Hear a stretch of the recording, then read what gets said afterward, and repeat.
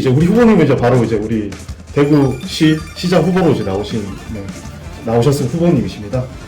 저희도 이제 질문으로 만약 본인이 해당 지자체의 시장이 되거나 도지사가 된다면 추진하고 싶은 정책이 무엇인지에 대해서 이렇게 질문드렸는데 우리 후보님께서 혹시 이제 후보이신데요, 정말로. 네. 혹시 아까 앞서서 말씀해 주신 거에 그 연결해서 그리고 또 마지막으로 좀 더 다양한 부분에 있어서 말씀해 주신 부분에 대해서 정책적인 부분을 말씀해 주시면 정말 감사하겠습니다. 제가 지금 10대 정책 발표를 앞두고 있는데요. 오늘 제가 3대 정책을 좀 소개를 해드릴까 합니다. 첫 번째는 모든 시민에게 연 120만원의 대구형 기본소득이고요. 두 번째는 부동산 불평등을 해결하겠다는 겁니다. 세 번째는 인권 친화도시 대구를 만들겠다는 겁니다. 기본소득은 대구광역시는 전국에 있는 광역자치단체 중에 가장 보편복지를 늦게 도입하는 지자체입니다. 무상급식도 그러했고요. 생활임금도 그러했습니다. 보편복지는 모두가 선별이나 낙인 없이 탈락 없이 모두가 다 누리는 복지 정책인데 이 복지 정책 중에 가장 대표적인 게 바로 기본소득일 수 있습니다. 기본소득 월 10만원, 연 120만원의 대구형 기본소득은 저희가 대구 예산에서 12% 정도 사용하는 것으로 확인이 되었습니다. 1인당 GRDP 최하위라고 모든 후보들이 말합니다. 대구에서 생산하는 것이 가장 낮다는 말입니다. 가장 낮은 28년째 이 꼴찌인 대구에서 언제까지나 이 일자리 부족이나 임금을 높이는 방식은 더 이상 효과가 없다는 것이 30년 동안 입증되었다고 생각합니다. 그래서 디지털 뉴딜을 통해서 산업을 만드는 것과 동시에 디지털 뉴딜 산업에서도 공유 지분형이기 때문에 기본소득 재원으로 활용했던 것처럼 모든 대구 시민에게 대구시가 대구 시민을 지킨다라는 그 느낌을 주기 위해서 기본소득 월 10만원의 기본소득을 제시를 하고 있습니다. 이 기본소득은 앞서 말했던 청소년 이야기를 했었는데 0세부터 19세까지는 국비로 지급이 되고 19세 이상의 202만의 인구에게는 모두 시 예산으로 지급이 될 것입니다. 두 번째로는 누구도 쫓겨나지 않기 위해서 부동산 불평등을 해결하겠다고 했는데요. 최근 3년, 4년 사이에 대구시 부동산 가격이 굉장히 급등했습니다. 특히나 수도권에 못지않게 수성구는 범어동과 황금동 일대는 가파르게 상승해서 20억대 아파트들이 속출하고 있습니다.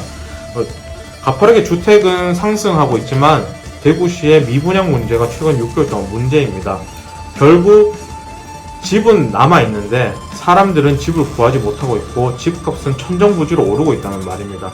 그래서 이렇게 민간으로 난개발이 되고 있으면 개발 순간에 이사를 가야 되는데 모든 대구의 모든 곳이 개발 중이기 때문에 마땅하게 전세 이사나 월세로 이사갈 곳이 없게 되고요. 그러면 사람들은 자가에서 비용이 부담이 되기 때문에 전세에서 월세로, 투룸에서 원룸으로 가고 원룸에서 쪽방으로 가게 되는 주거권이 점점 약화가 됩니다. 그래서 그 주거권 약화를 막기 위해서 난개발을 일단 막아야 되고 공공주도의 순환개발을 해야 되고요. 그 다음에 공공임대주택을 많이 확보해야 됩니다. 공공임대주택도 대구시에서 확보하는 방식은 대구 외곽에 달성군이나 신서나 칠곡이나 금오지구 이런 곳에 대구 외곽에 공공임대주택을 설치하고 있는데요. 그 공공임대주택이 신설이 되는 것은 좋습니다만은 교통이 굉장히 불편하기 때문에 청년들이 활동하는 곳과 주거공간이 너무나 멀리 떨어져 있습니다. 그렇게 임대주택을 더 많이 짓는 것도 중요하지만 임대주택들이 도심 안에서 있을 수 있도록 도심에서 민간 개발할 때 공공임대주택을 짓도록 하는 그 비율을 상향을 시킬 겁니다. 그래서 10%, 20%, 30% 상향해서 도심 안에 있는 민간 아파트 안에서도 공공임대주택을 설치를 할 수 있고 그 공공임대주택이 청년이나 장애인이나 기초생활수급자나 주거가 필요한 주거 약자 모두에게 지급이 될 수 있도록 공공임대주택을 확대할 예정입니다. 그리고 재건축, 재개발 때 초과 이익이 많이 발생이 됩니다. 가지고 있는 땅에 비해서 재건축이나 재개발을 하게 되면 많은 이익이 발생하기 때문에 사람들이 토지를 가지고 투기의 대상으로 많이 활용해 왔던 게 지금까지 현실입니다. 그래서 대구뿐만 아니라 대한민국의 부의 대부분은 50% 이상이 토지가 가지고 있는 재산입니다. 토지 재산은 어떠한 생산에 기여를 하지 않습니다. 그저 땅일 뿐입니다. 그래서 토지의 가격이 돈이 묻혀 있는 게 아니라 사람들의 호주머니에서 소비가 되고 지출이 되어야 72.5%의 대구 자영업자들도 살 수가 있고요. 그래서 토지 불로소득이 발생되는 순간 그 초과이익 환수 제도로 활용해서 그 초과이익을 환수해서 이것 또한 토지가 가격이 상승한다는 것은 건물주의 노력이 아닙니다. 사람들이 많이 그 공간을 다니면서 임대료가 오르고 땅값이 오르는 거기 때문에 모든 대구 시민들에게 토지 초과이익을 환수해서 돌려드릴 거고요. 세 번째로는 인권 친화도시 대구입니다. 앞서 말씀드렸듯이 대구시의 청년들은 지금 청년이기 때문에 청년으로서 필요한 무언가를 달라고 하는 것이 아닙니다. 청년으로서 대구를 살아갈 거고요. 중장년으로 대구를 살아갈 겁니다. 노년으로까지도 대구를 살아갈 겁니다. 그리고 그 청년들은 하나의 청년으로 묶이지 않습니다. 대학을 다니는 청년도 있고요. 대학을 다니지 않는 청년들도 있고요.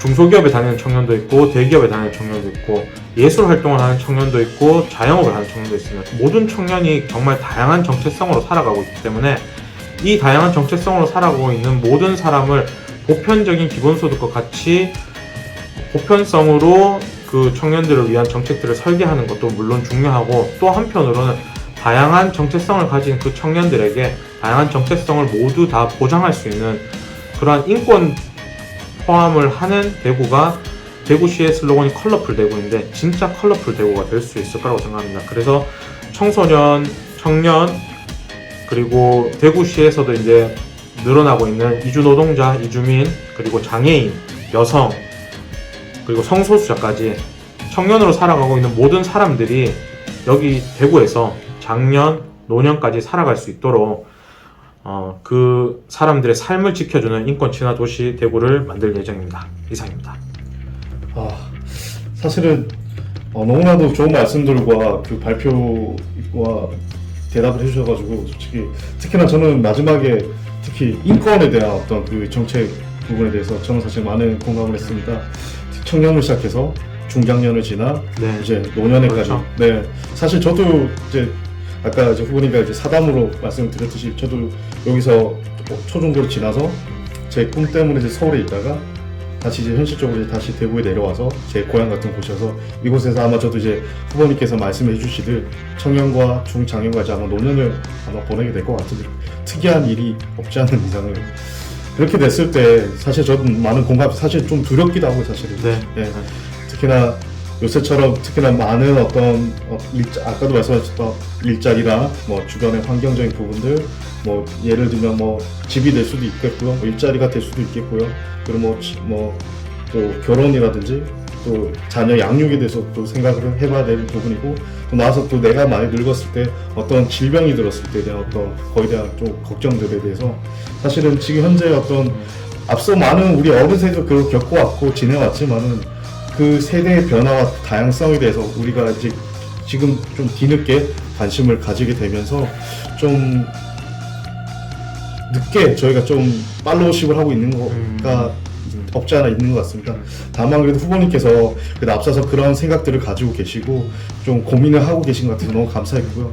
그리고 사실은 저한테 너무 뜻깊은 인터뷰 시간이었습니다. 사실은 막연한 기대로 사실은 시작했던 인터뷰인데 너무나 끝 말미에는 사실은 저한테 약간 희망이 보이는, 그래서 사실은 제 후배들과 사실은 저도 사실 더 이렇게 후보님과 좀 알아가고 싶다는 개인적인 희망을 그래서 말씀을 드리고 싶고요. 혹시라도 많은 말씀을 해주셨는데 혹시라도 추가적으로 이번 인터뷰를 하시면서 느꼈던 뭐 부분이라든지 뭐 아쉬운 점, 그리고 추가 이제 마지막으로서 이제 마무리로 더 하실 말씀이 있으시다라면 부탁드리겠습니다. 네. 제가 앞서 10대 정책을 준비를 했고 오늘 3대 정책을 소개해 드렸습니다. 그리고 나머지 7대 정책은 사실 7대 정책을 관통하는 하나의 키워드를 말씀드리면 공공성입니다. 앞서 제가 여러 번 말씀드렸는데 공공의 영역에서 해야 될 일들이 다들 민간이나 가정에서 개인들이 다 부담을 해야 되는 사회를 우리가 지나왔고요. 특히나 지금의 청년에게는 일자리가 점점 소멸하고 있는 시대를 앞두고 각자가 일을 해서 그 소득으로 부모님을 부양하고 결혼을 하고 양육하고 돌봄하고 모든 것을 하려고 하는 것은 공공에서 그것을 책임지고 나서야 됩니다. 그래서 나머지 정책들은 대부분 다 공공성을 강화하고 대중교통을 확보하고 다양한 뭐 채식에 대한 그 옵션도 공공기관에서 갖춰야 된다는 얘기를 하고, 그 다음에 또 우리가 사실 기후위기를 앞두고 있기 때문에 기후위기에서 멸종하지 않고 우리가 공존할 수 있는 대구를 만들려면 그러한 공공적인 이슈에 대해서 우리가 좀 대구시가 적극적으로 대비를 해야 되고 정책을 만들어야 된다는 것이고요. 그래서 마지막으로 제가 하나 말씀드리고 싶은 것은 지금 대구 시민사회와 의료계에서 대구 제2의료원 설립 관련해서 서명을 받고 사람들의 관심을 모으고 있습니다. 이 영상을 보시는 시민들께서도 청년들께서도 제2대구의료원을 만드는 것이 의료 공공성을 강화하는 것이 내가 갈 수 있는 가깝고 저렴한 병원을 하나 만드는 것이 나뿐만 아니라 나보다 더 사회적 약자인 사람에게도 또 누구에게도 다 의료 접근성이 그렇게 보장되는 것이 중요하다라는 것으로 많이 관심 가져주셨으면 좋겠습니다. 감사합니다. 감사합니다.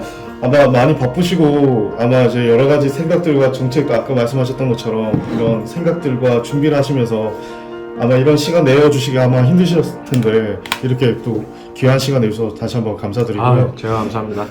하여튼 저도 사실은 이렇게 후보님을 뵙게 되면서 많은 이제 생각들과 고민을 하게 됐습니다. 그리고 또 그 부분에 대해서 또 답을 얻는 부분도 있었고요. 그래서 너무 좋은 시간이었던 것 같고, 이게 이 인터뷰에서 그치기보다 이제 이 영상을 끝으로 저는 이제 실제적으로 이제 후보님과 오프라인에서 지속적으로 또 네. 정당과 이념을 넘어서서 청년으로서 대구에서 같이 사는 청년으로서 같이 고민하고 또 후배 세대들과 또 아까 말씀드렸던 좋은 어떤 방향성에 대해서도 저 사실은 배우고 싶고 듣고 싶고 또 함께 고민하고 싶다라는 생각을 많이 하게 됐습니다.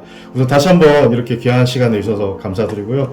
네, 추후에 다시 한번 또 뵐 수 있었으면 좋겠습니다. 네, 감사합니다. 네.